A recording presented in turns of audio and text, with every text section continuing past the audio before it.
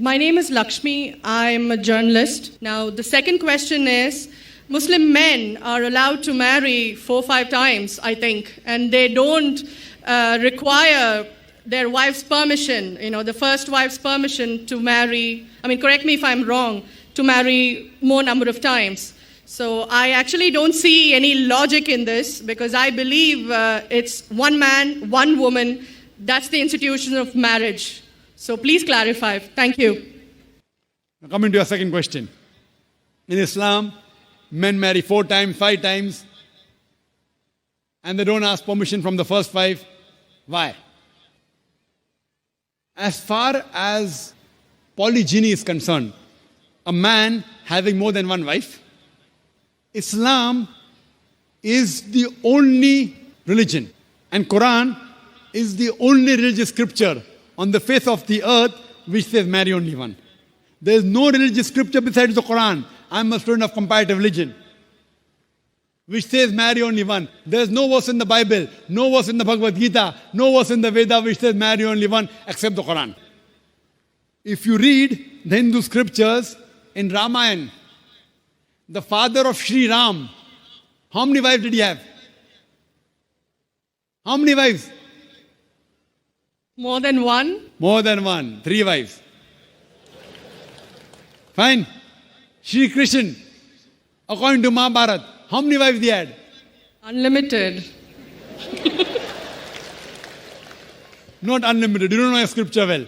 No. Did he have 4 wives? No. I have no idea. Not 4, not 100, not 1,000, 16,108 wives. How many wives he had? 16,108. So why can't we Muslims have 4? What's the problem? When Shri Krishna can have 16,108 wives, why can't we have 4? Further, if you read the Vishnu Purana, chapter number 24, verse number 1, it says a Brahmin can have up to 4 wives.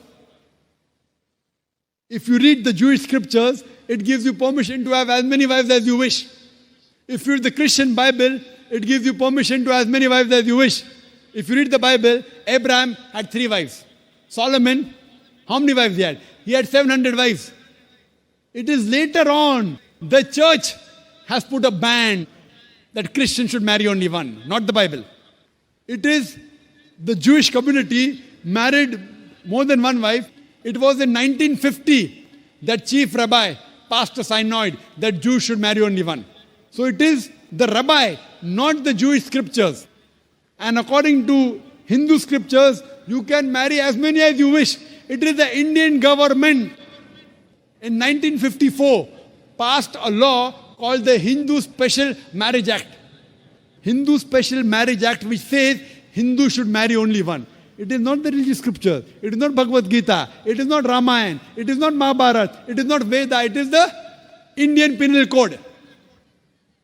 The Indian government, which has passed a law in 1954 that Hindus should marry only one. But according to the statistics of the status of the women in Islam, if you read the government documents on page number 66-67, it says that Muslims do polygamous marriages. You know what is the percentage in India?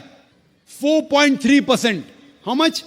In India, 4.3% of the Muslim men do polygamous marriages. A statistic between 1951 to 1961. Hindus, how many? 5.06. 0.7% more than the Muslims in India. According to the Indian government. Even though it is prohibited according to the Indian law, yet they do more polygamous marriages than the Muslims. Why? Now, let's analyze what does the Quran say. Quran says in Surah Nisa chapter 4 verse number 3, marry women of your choice in 2s, 3s or 4s. But if you can't do justice, marry only one. This statement, marry only one, is only given in the Quran and no other religious scripture. It says, marry women of your choice in 2s, 3s or 4s. But if you can't do justice, marry only one. So if you want to marry more than one woman, one of the criteria of the Quran is you should do justice.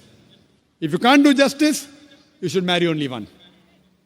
Now, what are the reasons, logical reasons a person can think that why has Islam permitted certain men to to have more than one wife. Many non-Muslims think it is fard. It is compulsory for a Muslim man to have more than one woman, to have more than one wife. It's not compulsory, it's optional. It's not fard. It's not compulsory. How many Muslim men do you know who have more than one wife? How many do you know, sister?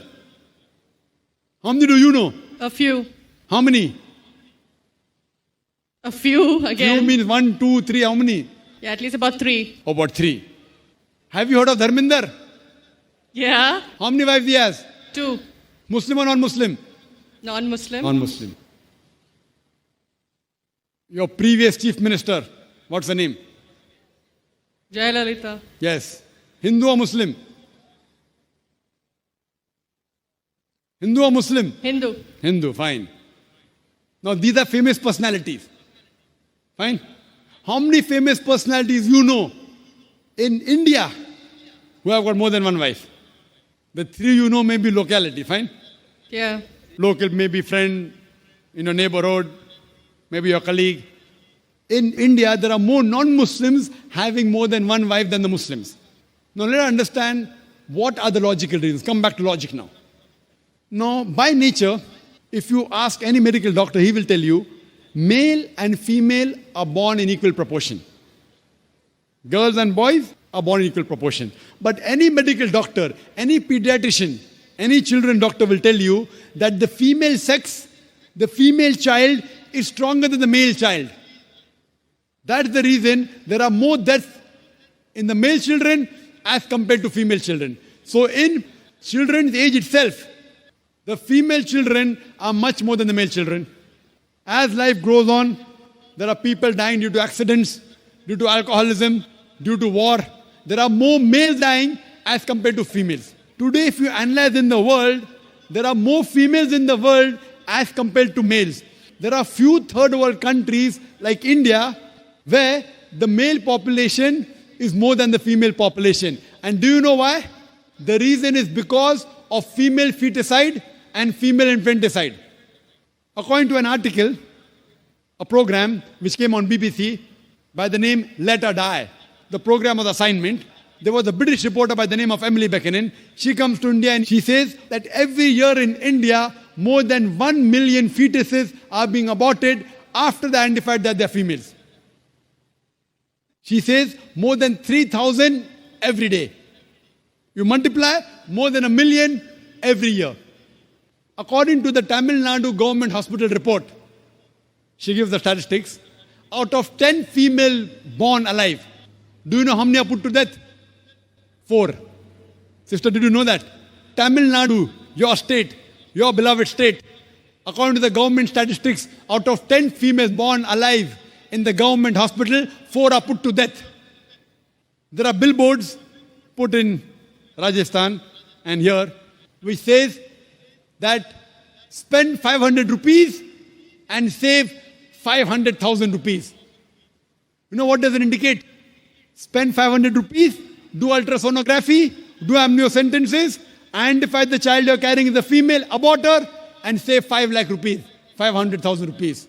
Maybe a couple of 100,000 upbringing her, and the remaining 100,000 in dowry. If you stop this evil practice in India, our beloved country, stop the female infanticide, stop the female feticide. Even in India, the population of female will be more than the male population. If you see the rest of the world, if you see New York alone, there are 1 million females more than males. In USA alone, there are 7.8 million females more than males. In UK alone, there are 4 million females more than males. In Germany alone, there are 5 million females more than males. In Russia alone, there are 9 million females more than males. And God alone knows how many millions of females are more than males throughout the world. Suppose I agree with your philosophy, sister, you said, 1 man, 1 woman. If I agree with you, sister, with your philosophy, 1 man, 1 woman. And suppose my sister happens to be in America, or your sister happens to live in America. And suppose the market is saturated. 1 man, 1 woman, saturated. Yet there will be 7.8 million females who will not find life partners. 1 man, 1 woman. Now the option for these 7.8 million females is either marry a man who already has a wife or become public property? You say, Dr. Zakir Naik, public property, such a harsh word. Sister, it is the most sophisticated word I can use. I cannot use a more sophisticated word than public property. According to the studies of America, do you know, on an average, a man, before he settles down with a wife, he has 8 different sexual partners. Do you know that? On average, 8. Some may have 1, some may have 10, some may have 20. 8 sexual partners before he settles down with one. So the only option remaining, so if my sister happens to live in America, or if your sister happens to live in America, and the option is given to her, and suppose the market is saturated, every man has found a woman for himself. And unfortunately, if my sister, or if your sister happens to be one of the women who has not found a life partner, the only option for them is either marry a man who already has a wife or become public property. Any modest woman would opt for the first. Sister, what would you opt for your sister? Marrying a man who already has a wife or become public property? My sister's too young to be married. So when she grows up and if she happens to go to America, or if you happen to be in America, third choice. What would you prefer for her? You're the elder sister. Would you prefer her becoming public property or marry a man who already has a wife and get equal rights? In Islam, if you have a second wife, you give equal rights. In America, the public property has got no rights. She's degraded. She's dishonored. In Islam, she has an equal right. She gets honor. What would you prefer for younger sister when she grows up? Sometimes it's difficult to speak the truth, sister, correct? Especially in front of such a large audience. Anyway, I've got your answer, sister. Thank you. And your silence speaks for that. So that's the reason in Islam, sister, men have been allowed to marry more than one wife is to protect the woman, not to degrade her.